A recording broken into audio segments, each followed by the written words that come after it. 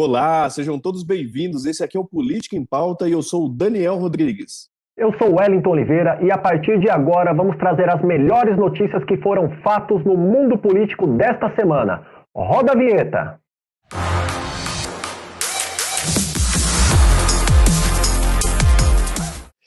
Meu amigo Wellington, essa semana tem muita coisa que deu o que falar aí.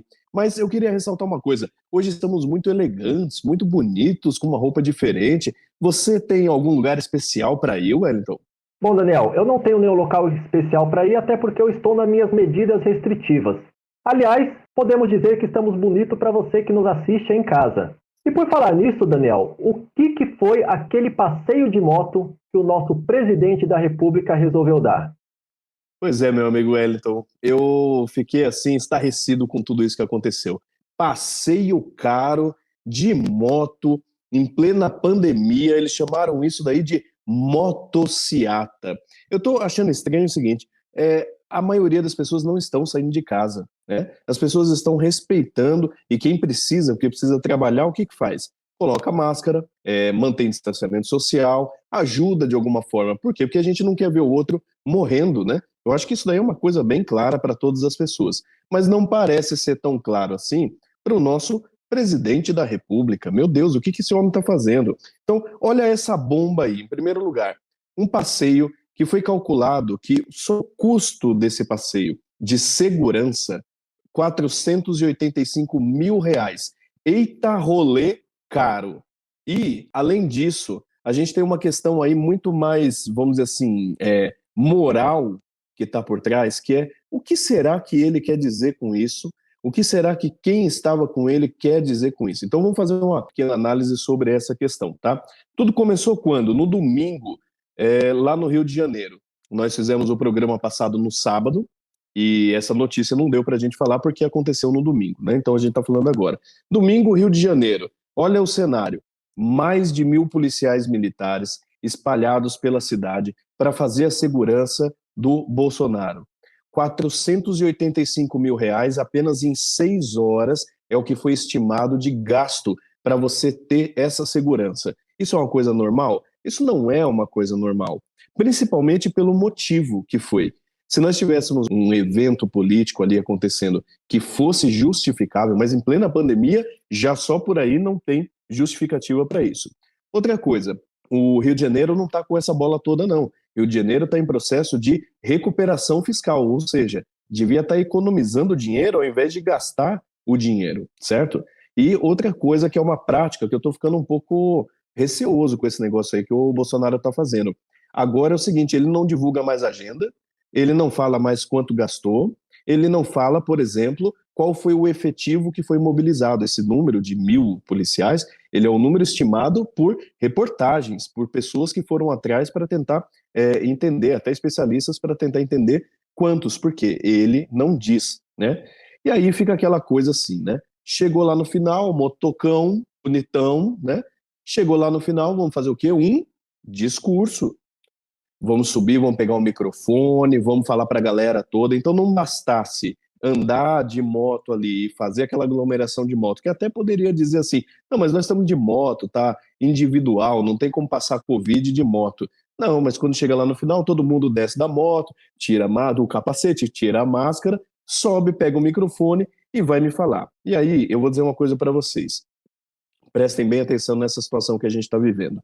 Você tem um presidente da República indo num estado, no caso no Rio de Janeiro, para fazer discurso. O que que ele está mostrando? Qual é o tipo de recado que ele está passando? Ele está dizendo assim, vem para a rua, larga a mão de ser besta, vem para a rua, vem tirar máscara. É isso que ele está dizendo. Agora, isso daí já é comprovado, pelo amor de Deus, já é comprovado. É exatamente o inverso que a gente precisa fazer. Eu não sei mais, porque parece que a gente fala, Wellington, e assim, parece que nós somos o errado na situação, quando a gente vê o próprio presidente da República fazendo e falando esse tipo de coisa. Eu acho, sinceramente, isso um absurdo de estar acontecendo.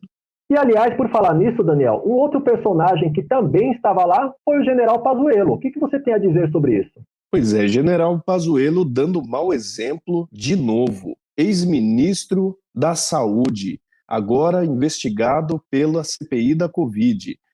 O que esse cara estava fazendo lá, né? Essa é a pergunta. E até, assim, se fosse outra situação, eu não o chamaria de cara, mas ele está merecendo ser chamado. Então, olha só a imagem aí do Pazuello junto com o Bolsonaro, os dois sem máscara, junto com outras pessoas sem máscara também, todos eles ali dividindo o microfone, né? Só faltava, ó, abraçado um com o outro, e realmente quem viu as cenas aí fica abismado com essa situação toda. Agora, tem uma situação bastante grave, se já não fosse tão grave, né? Não está usando a máscara, mas mais grave ainda que isso, que sabe o que é?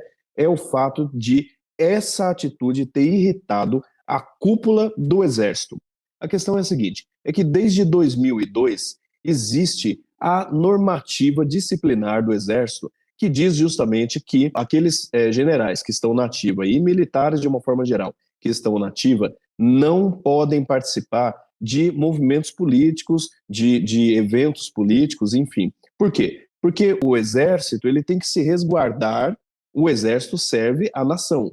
O Exército não serve a uma pessoa ou a outra, ou a um partido ou a outro, e justamente nós temos aí um momento que pode ser caracterizado como uma indisciplina, né? Uma transgressão disciplinar do Pazuello.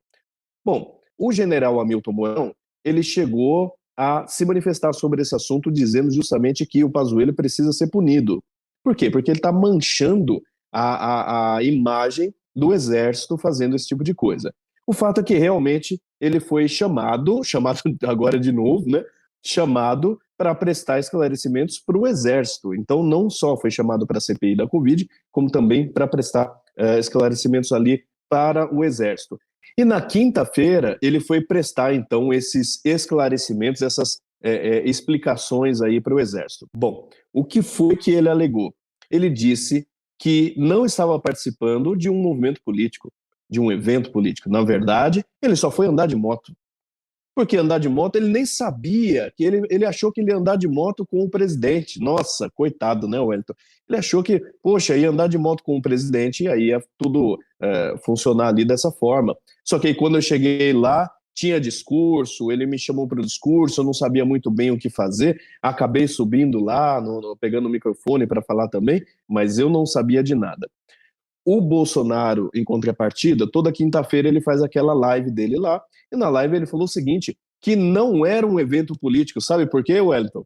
Porque ele não tem partido político nenhum. Ele era do PSL, depois ele se desfiliou, ele está sem partido, então, como o Bolsonaro está sem partido, não foi um evento político.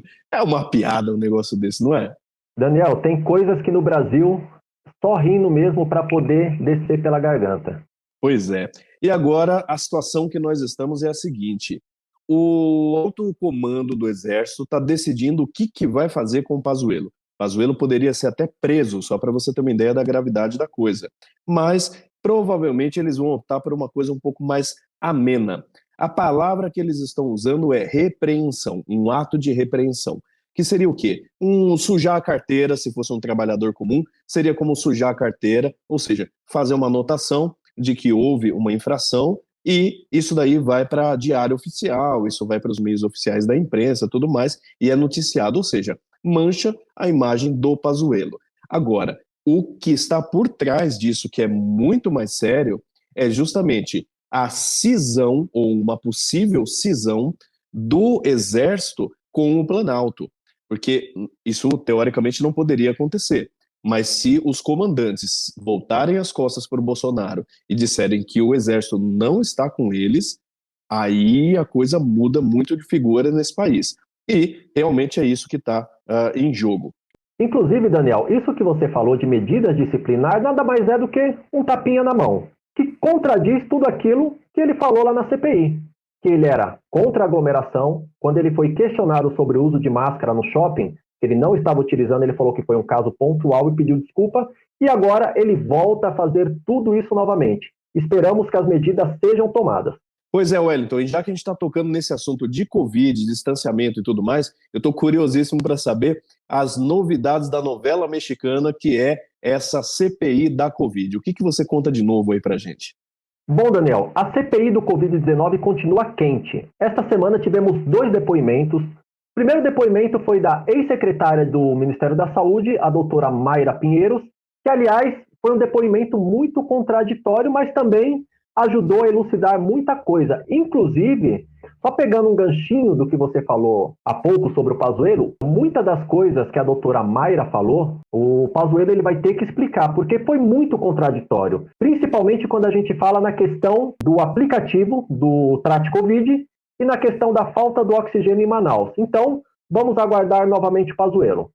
O outro depoimento que nós tivemos foi o depoimento do Dimas Covas, que é o diretor do Instituto Butantan. Dimas Covas ele afirmou categoricamente que o Brasil ele já poderia ter iniciado a sua vacinação no ano passado. Uma coisa também que chamou a atenção no depoimento de Dimas Covas foi que o governo Bolsonaro só fez o repasse do dinheiro no mês de fevereiro, que também contradiz tudo aquilo que o governo já vem falando, que vem repassando dinheiro para o estado de São Paulo. Enfim, o Dimas Covas também conseguiu comprovar que os repasses somente foram feitos no mês de fevereiro. Bom, cara, eu vou rasgar a pauta aqui, eu vou falar o que eu penso de verdade, tá? Já começou errado pela escolha do Omar Aziz. Para você que está nos assistindo e não conhece quem é Omar Aziz, ele está sendo investigado por desviar mais de 245 milhões de reais da saúde do Amazonas. Esse é o senador que está julgando. Olha o absurdo. O cara que está sendo investigado por desviar milhões da saúde está julgando a CPI. Renan Calheiros, eu não vou nem falar de Renan Calheiros, porque quando eu falo o nome Renan Calheiros, o que me vem à mente? Desvio de dinheiro, corrupção ativa e passiva. Enfim, a CPI ela é muito importante para esclarecer por que tantos brasileiros estão morrendo pela falta da vacina. Mas, sinceramente, Daniel, colocar um cara que nem Osmar Aziz para julgar, sendo que o cara desviou 245 milhões da saúde, eu não tenho nem palavras para falar. Na verdade é tratar o povo brasileiro como realmente palhaço. Será que a nossa CPI também está contaminada? Daniel, a gente sabe o rumo que isso vai tomar, né? Provavelmente vai ter um toma lá da cá. Por isso que é importante que você que está nos assistindo fique de olho, entenda o que está acontecendo. Agora eles resolveram chamar os governadores? Ótimo, é disso que a gente precisa. A gente precisa que tudo seja esclarecido e os culpados eles devem pagar, independente se é o presidente da República, independente se é o governador, mas a população brasileira merece de fato uma resposta. Bom, Wellington, já que a gente está nesse papo assim aberto, bem transparente aqui com as pessoas que nos assistem, eu queria te perguntar uma coisa, sinceramente, qual é a sua opinião sobre o governo do Bolsonaro? Bom, Daniel, eu vou expressar a minha opinião pessoal, tá? Primeiramente, Bolsonaro ele não governa nada. Ele não tem uma agenda, ele não faz as reformas, não privatiza, ele não tem nenhum projeto estratégico para o Brasil. Ele desdenha da pandemia, olha que absurdo. Enquanto o mundo inteiro está correndo para acabar com a pandemia, ele desdenha da pandemia. E, além disso, ele nega a ciência, ele nega a ajuda de quem se propõe, ele não tem nenhum projeto de reestruturação para o Brasil pós-pandemia. Veja que absurdo. Enquanto as economias estão correndo para reestruturar os seus países, ele fica aí, como a gente acabou de mostrar, passeando de moto, causando aglomeração. E, de fato, o que eu acho, sinceramente, que o Bolsonaro ele faz, e a única coisa que ele está preocupado, é em proteger os filhos dele.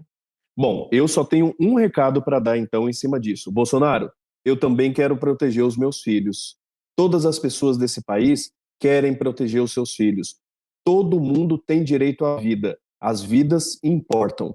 Então, fica com essa aí e pensa, porque você tem o mais alto cargo desse país e você precisa ter responsabilidade com o que você faz. Enfim, Daniel, está na hora do nosso Brasil acordar e a gente tomar uma atitude quanto a esse governo. Mas, como temos um compromisso de não trazer apenas o lado negativo da política aqui, chegou a hora de falar de coisas boas. Vamos ao nosso quadro Funcionário da Semana.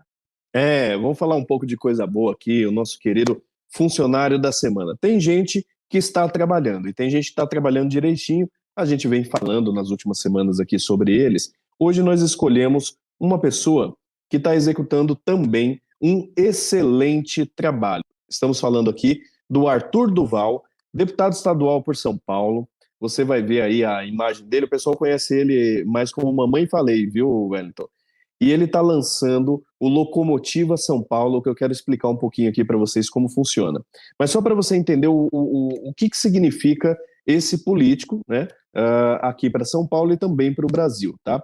Ele foi eleito com 478 mil votos, e isso é uma votação muito expressiva, foi a segunda maior votação que nós tivemos aqui em São Paulo, disputou a prefeitura em 2020 e agora está saindo de novo, aí já é pré-candidato para o governo do estado. Bom, ele é um crítico muito acirrado realmente do estado e justamente uma das bandeiras dele mais importantes é sobre a eficiência do estado. Ele é um liberal e ele defende então que o estado seja menor, mais ágil, mais rápido, realmente corresponda àquilo que a população mais precisa. Uma outra característica muito importante dele é que ele critica até os parceiros de partido dele, ou seja, ele não é aquela pessoa que deixa barato, deixa as coisas acontecerem. Se está errado, e esse é um grande motivo, inclusive, que ele está sendo aqui trazido nesse quadro que é o funcionário da semana. Bom, São Paulo hoje, e já há muito tempo, é o principal estado aqui da nossa nação.